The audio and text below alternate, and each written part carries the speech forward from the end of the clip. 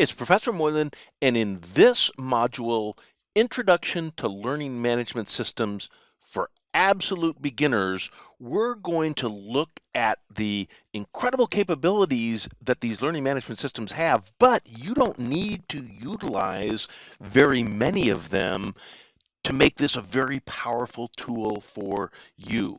Now, remember from the introduction video, we've got the online teaching trifecta, the learning management systems, Blackboard, Canvas, Moodle, the video conferencing tools, WebEx, Zoom, and I mentioned introductory videos. Forget introductory videos. If you're an absolute beginner, you're probably not going to want to even be thinking about that. So forget it. We're not going to worry about that. We will cover video conferencing, WebEx and Zoom, in a separate for absolute beginners module. In this module, we're focusing on learning management systems, and it doesn't matter which system your university has, whether it's Blackboard, which is fantastic. I've worked with that extensively. Canvas, which is also great. I've worked with that. And Moodle, which is good as well. It's been about a year since I worked with Moodle, but I've worked with Moodle as well. So we're not even going to think about individual LMSs. We're just going to talk about learning management systems capabilities conceptually in total. There are four major capabilities that your learning management system has, and it doesn't matter which of them you have. And those four major capabilities are as a content holder, and obviously I'm going to explain each of these in a second, as a communication tool, for assignments out and in, and as a grade book. And you don't have to utilize all of these. In fact, some of you may not want to worry about assignments or gradebook at all, and that's fine. Even if you just use it as a content holder and or a communication tool, that will be very beneficial. Now, as a content holder, what I mean by this is you can put content up on your LMS for your students to access. I created an area for each of my courses in my LMS, and I call that virtual classrooms. And so for each virtual classroom, I had a bucket or a room or a folder, whatever you want to call it, where I put content that was for that specific class. So here for the fall 2020 semester, let's say the day one of classes is on August 26th. And so I could have created rooms for every class all semester, but no need for that. Just, you can see conceptually what's going on here. Let's go ahead and go into the August 26th classroom. Now this is day one.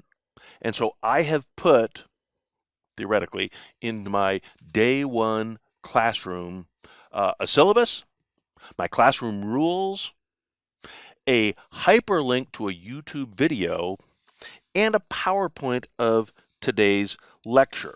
Okay, the syllabus obviously is a Word document that you've created in advance, but now you can post it into this content holder for your students to look at, prior to day one. Classroom rules. I just wanted to point out that I could put a Word document up here, a .doc. I can put, a PDF file up here. It doesn't matter. You don't have to create your own instructional videos. If you've found video content online that you'd like to share with your class, this is a great way to do it. All of the LMSs give you the capability of putting hypertexts in there, hyperlinks for websites, YouTube being a kind of an obvious one that you might be linking to.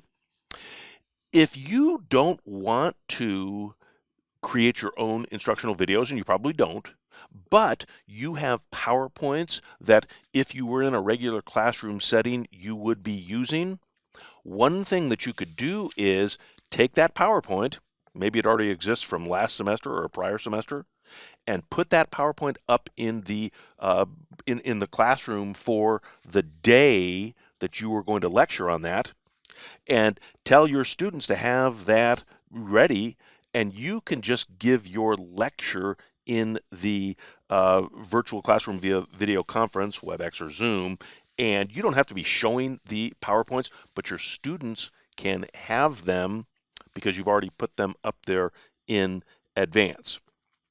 Now, the syllabus, again, that's just a document. Any Word document you can put up there as well. That hyperlink, yeah, you can, put that hyperlink in there. The PowerPoint, you can give that to your students in advance. So there's lots of content that you can put up in your virtual classroom for your students to access. Okay, next step, your learning management system as a communication tool. Just sending email back and forth with your students is very important and very beneficial, but it may be a lot easier to use your learning management system for your email communication back and forth with your students. It can be a lot easier than traditional email, regardless of the traditional email that you're using. And here's why. You can instantly choose all students, and so that message goes to all students, or you can individually pick one or more specific students there. If you've got a group of students, maybe you've got specific work groups, you can create those groups and then automatically send it to specific groups. So you don't have to individually pick out the 4 members of group A, and the 5 members of group B, etc.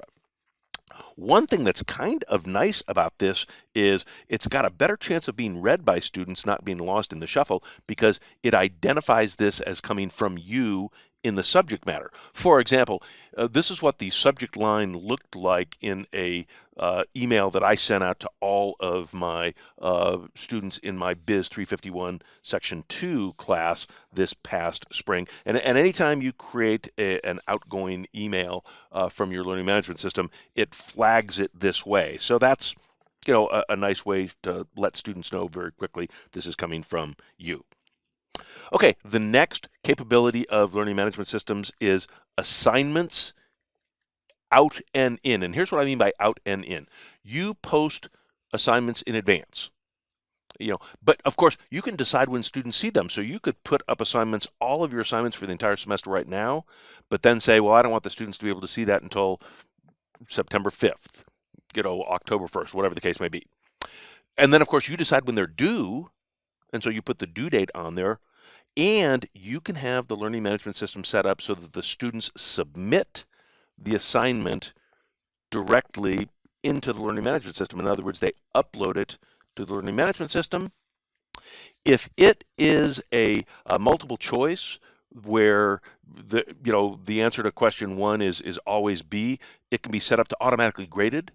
And then once they've submitted it, it's automatically graded, and that grade is posted to the gradebook. Or if it's not a situation like that, if you've got to read, essays, well, you can read those essays and then automatically post the grades in the learning management system. But you may not want to be dealing with, assignments and grading, but I want you to know that that's a great capability that you've had. One of the really nice things about Gradebook, and this can be important, it gives students ongoing awareness of how they're doing. It automatically calculates grades based on your weightings, the weighting average of your grade. So that's a very powerful tool for your students. Now, if I ran the circus, one of the all-time great pieces of literature, if I was able to say, this is the way I think every institution should run the fall semester for their faculty members who are much more reticent to use the technology. I'd assign a student worker to work with everyone, because if you know what it is that you want to do, the actual technology to get it done is pretty simple. And I think especially technically competent student workers could probably help you very, very quickly. But there's a good chance you're not going to have the capability of doing that. Don't be afraid to do it on your own and to really, really stretch. The technology is fabulous. It's not overpowering, and you can do it.